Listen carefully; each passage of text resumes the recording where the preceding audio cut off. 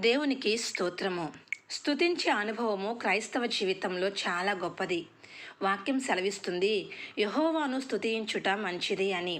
దావీదు మహారాజు గారు చెప్తున్నారు, ఆయన చేసిన ఉపకారములలో దేనిని మరొక యెహోవాను స్తుతించుడి అని. మనకు తెలుసు, దేవుని స్తుతించినప్పుడు గొప్ప అద్భుతాలు, ఆశ్చర్య కార్యాలు మనం చూస్తాము.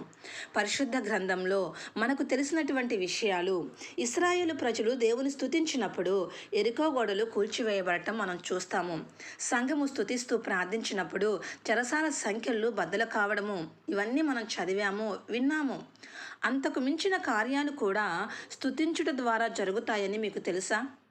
స్తుతి నీ పరిస్థితిని మారుస్తుంది. స్తుతి నీ జీవితాన్ని మారుస్తుంది. స్తుతి నీ హృదయ స్థితిని మారుస్తుంది. స్తుతి నీకు శక్తిని, బలమును దయచేస్తుంది.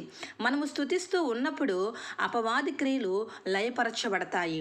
దావీదు మహారాజు గారు వాయిద్యాన్ని వాయిస్తూ దేవుని స్తుతించినప్పుడు సౌలుకు పట్టినటువంటి దురాత్మ పారిపోయినట్లుగా మనము స్తుతిస్తూ ఉండగా చీకటి శక్తులు, అంధకార శక్తులు, అపవాది శక్తులు లయపరచబడతాయి. దేవుడు గొప్ప కార్యాన్ని చేస్తాడు.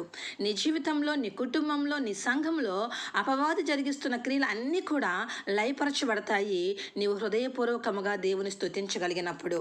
నీకు అనారోగ్యమైన, ఆర్థిక సమస్య అయినా, చెరసాల అయినా, మరణమైన, ఎలాంటి సమస్య అయినప్పటికీ కూడా నీవు స్థిరముగా దేవుని వైపు చూడగలిగే శక్తిని నీకు ఇస్తుంది స్తుతి. మనం బైబిల్ గ్రంథంలో యోబు భక్తుని చూసినప్పుడు యోబు భక్తుడు అంత భయంకరమైనటువంటి అగ్ని వంటి మహాశ్రమలో ఆరోగ్యమును పోగొట్టుకొని, సంపదను పోగొట్టుకొని, బిడ్డలను పోగొట్టుకొని, అవమానించబడుతూ మరణకరమైన స్థితిలో కూడా దేవుని వైపు చూడగలిగాడు అంటే యోబు భక్తుడు నోటి మాట ద్వారా కూడా పాపము చేయక దేవుని స్తుతిస్తూనే ఉన్నాడు. ఇక్కడ మనం గమనించాల్సిన విషయం ఏంటి అంటే, నోటి మాట ద్వారా ఎవరైతే పాపము చేయకుండా, అంటే అబద్ధములు, మోసములు, కపటము, విమర్శలు, ఇతరులను నిందించడం, అవమానించడం అనేవి చేయకుండా ఎవరైతే దేవుని స్తుతిస్తారో వారి స్తుతుల మీద దేవుడు సింహాసనాసీనుడై వారి స్తుతిని అంగీకరించి దేవుడు వారి జీవితాల్లో ఏ కార్యమును చేయాలో ఆ కార్యమును జరిగిస్తాడు అనే విషయాన్ని ఇక్కడ మనం తెలుసుకోవాలి. యోబు స్తుతించినప్పుడు దేవుడు కార్యం చేయడానికి కారణం ఏంటి అంటే, యోబు నోటి మాట ద్వారా కూడా పాపము చేయకుండా దేవుని స్తుతించాడు. మేలు పొందుడికే మనం అర్హులమా, కీడు పొంద తగమా అంటూ దేవుని స్తుతించాడు. అలాంటి స్తుతి యోబు భక్తుడు శ్రమలో కూడా ధైర్యముగా దేవుని వైపు చూడగలిగే శక్తిని ఇచ్చింది, నిలబడగలిగే శక్తిని ఇచ్చింది.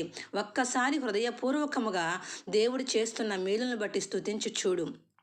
శోధనలో స్తుతించి చూడు, శ్రమలో స్తుతించి చూడు, ఇరుకులో, ఇబ్బందిలో, లేమిలో స్తుతించి చూడు. దేవుడు చేసే కార్యము తప్పక నీవు చూస్తావు. ఆ కార్యం ఎలా ఉంటుందంటే, లోకంలో ఇంకా ఏ ఒక్కరు కూడా నీ జీవితంలో అలాంటి కార్యాన్ని చేయలేరు. అలాంటి కార్యాన్ని చూస్తావు. నీ ఎదుట మనుషులు ఒక ద్వారాన్ని మూసివేసినప్పుడు దేవుని స్తుతించి చూడు. దేవుడు నీ ఎదుట అనేక ద్వారాలు తెరవచేస్తాడు.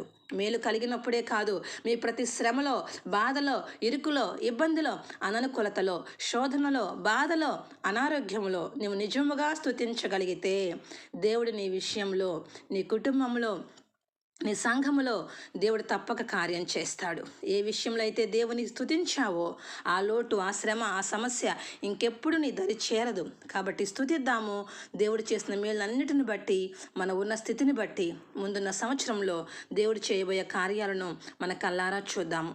అట్టి కృపను పరిశుద్ధ